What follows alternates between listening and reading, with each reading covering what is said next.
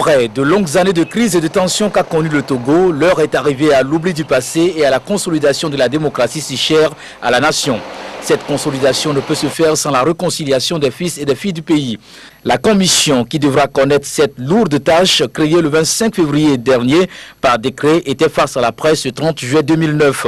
Une occasion pour les membres de l'institution de repréciser la mission à eux confiée qui vise un seul objectif, celui de servir la nation togolaise en l'aidant à réaliser sa profonde aspiration à la paix et pour atteindre cet objectif.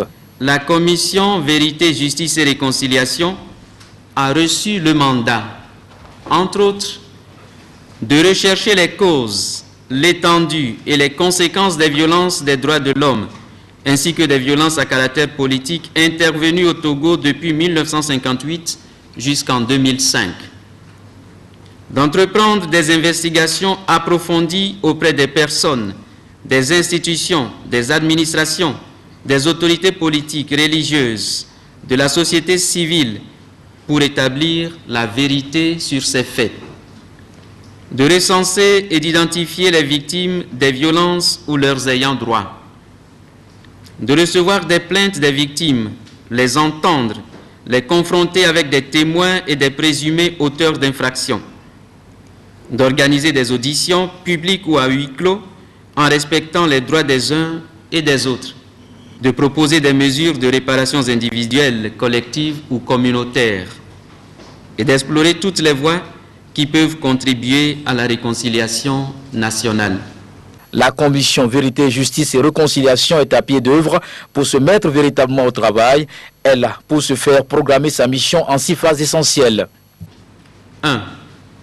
La phase préparatoire, qui a été marquée par l'étude et l'appropriation des textes fondateurs, la rédaction du règlement intérieur, la création de sous-commissions. La deuxième étape que nous venons de commencer concerne la sensibilisation. La troisième phase verra la mise en place de l'équipe technique.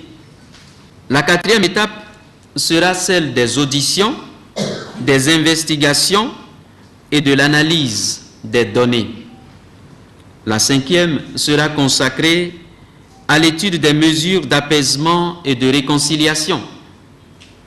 La sixième, la dernière, aura pour objet la rédaction du rapport final et l'élaboration d'une stratégie de suivi des recommandations.